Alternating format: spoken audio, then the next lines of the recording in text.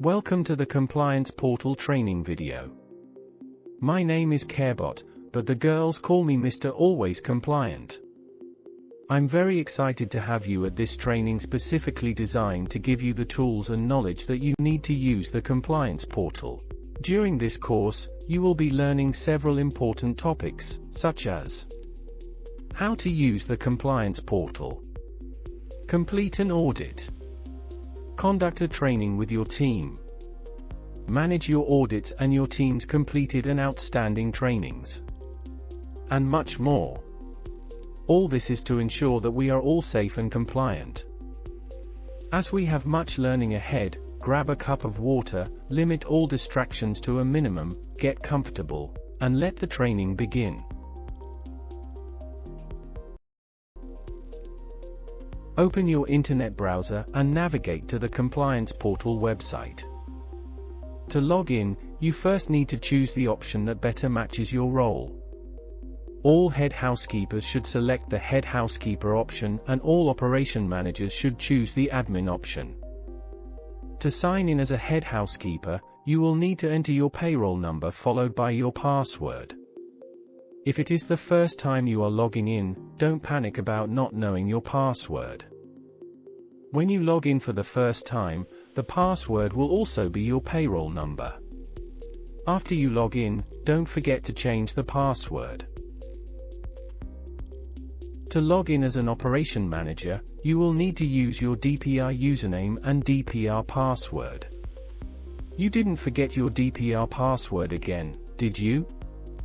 Well, you can always press Forgot Password for the 100th time this month. Or contact system support if you need help with that.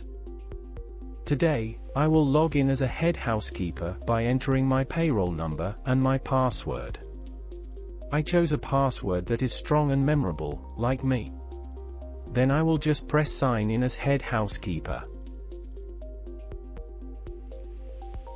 Feast your eyes on the most beautiful dashboard I ever seen.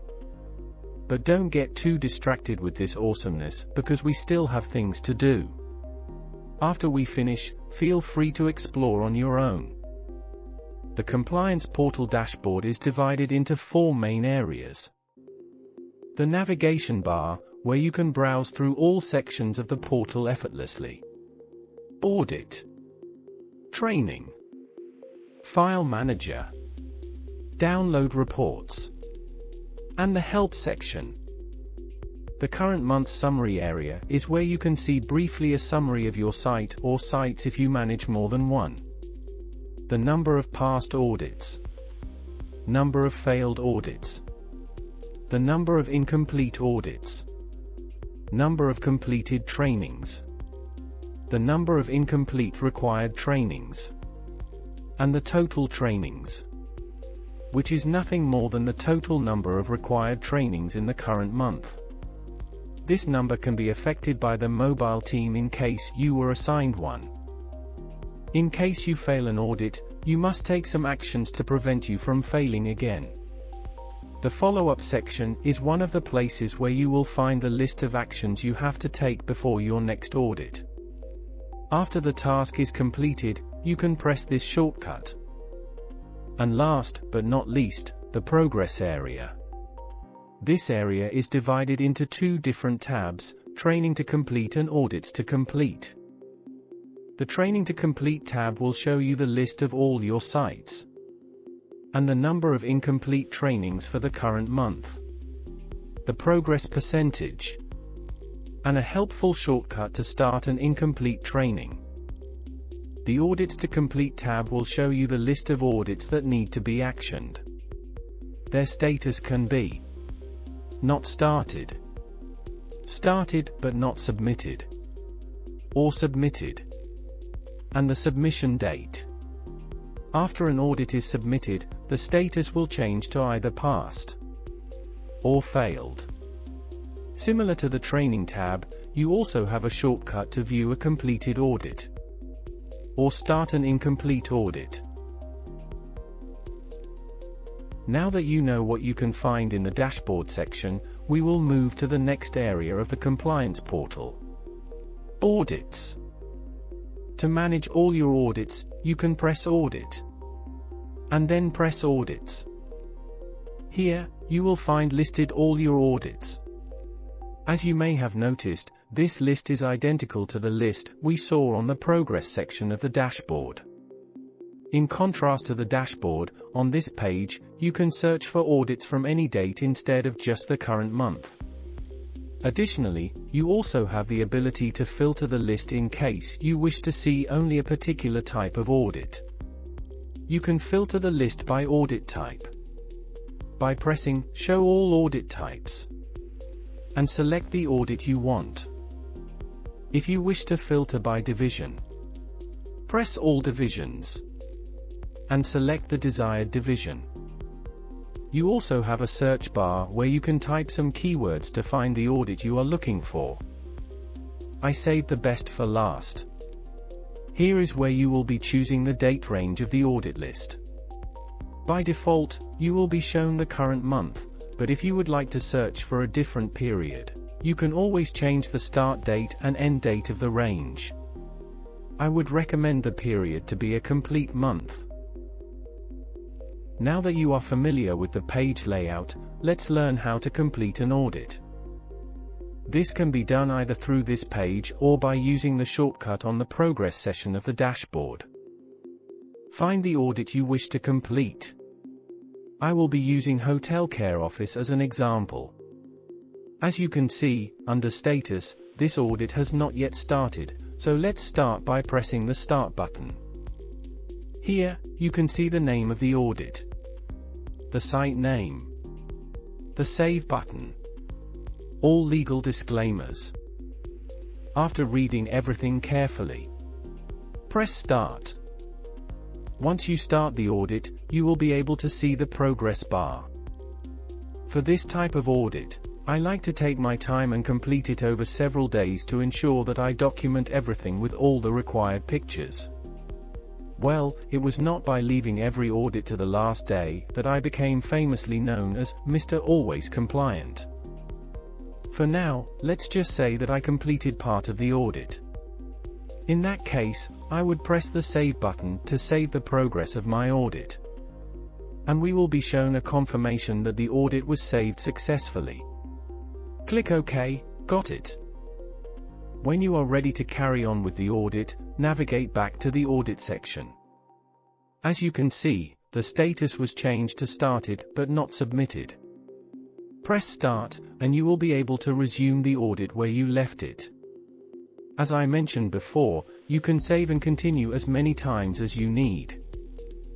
Once you reach the end of the audit, you will be able to press the Submit Now button. But before you do, make sure that you answered truthfully to every question, with no mistakes. Since after an audit is submitted, you cannot change any answer. Once submitted, you will see the outcome of your audit. If you passed, congratulations. If you failed, some tasks will be added to your follow-up section. Don't forget that this needs to be actioned before your next audit. Speaking of the follow-up section, let's take a look by pressing Audit, followed by Audit Follow-ups. Here, you will see the list of post-audit actions that you need to take. On this page, you will find the site name, the type of audit, the question that is not compliant, the action you need to take, the due date, the status, and finally, the option to update the status once the task has been completed. This concludes the audit section part of the portal.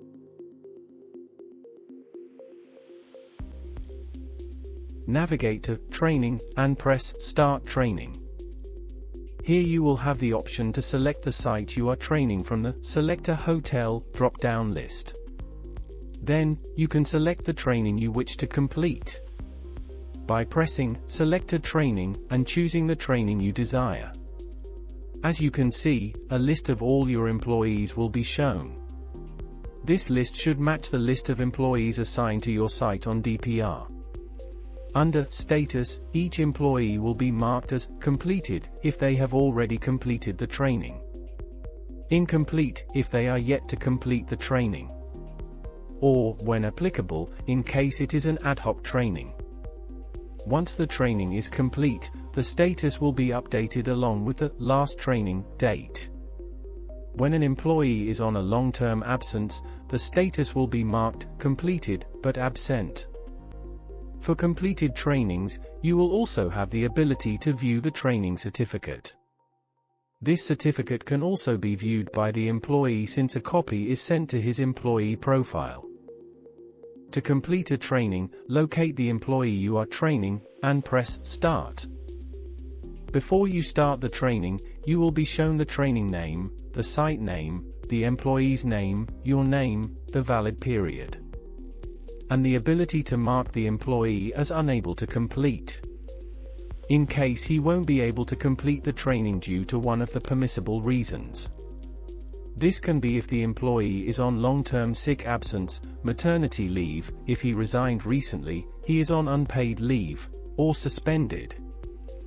In case everything is correct, you can press Start to initiate the training. Once the training begins, you will also be shown the progress bar, and the scroll bar, when applicable, the previous page button and the next page button. On completion, after pressing Sign and Submit, you will be shown the signature page, where you and the employee are required to sign. It goes without saying that signing on behalf of someone else is punishable by law. After both parties sign, press Submit, and the system will generate a training certificate that will be sent to the employee and available to be viewed on the Training Record section of the portal. Speaking of which, let's segue to the Completed Training section by pressing Training, followed by Training by Hotel. If you wish to see a list of training records by site or Training by Employee, to see the training records for an employee. For now, let's check the training records by site. Similar to the previous section, you will be able to select the desired site and filter by training, by choosing the desired options from the drop-down list. In addition, you will also be able to select the desired date range, by changing the start and end date of the period. You also will have the ability to search using keywords on the search box. After finding the training and/or employee you want, you will be able to view the certificate by pressing the icon under View Certificate, or print the certificate, if you hate the environment. Side note before concluding this section. This training record list can be downloaded by choosing the desired format. Let's move to the File Manager section. By pressing File Manager, this page is where you will find important documents, forms, templates, or even company policies. Here you can choose the department and below their respective files. If you are unsure of where a file can be stored, you always have the option to search for a file and typing some keywords related to what you are looking for. As an example, if I need to find the New Starter Induction booklet, I would look for New Starter, and I will be shown a list of files that are related to new starters. Here it would be the second document. Then I can simply press View. Now let's move to the next section, Download. On this section of the Compliance Portal, you can download some important reports by pressing Select Report and choosing the report and the date range. Finally, we have the Help section, where you can find the Compliance Portal guides and contact the Support Office team by choosing the department. The Compliance option is to report issues or provide suggestions related to the content of audits, trainings or documents. And System Support for more technical issues. Then you can select one of your sites, the email subject and the message. You also have the option to attach a file. We recommend sending a screenshot or picture to reference the information issue you are experiencing. And when you are ready, press Send. This concludes our Compliance Portal training video.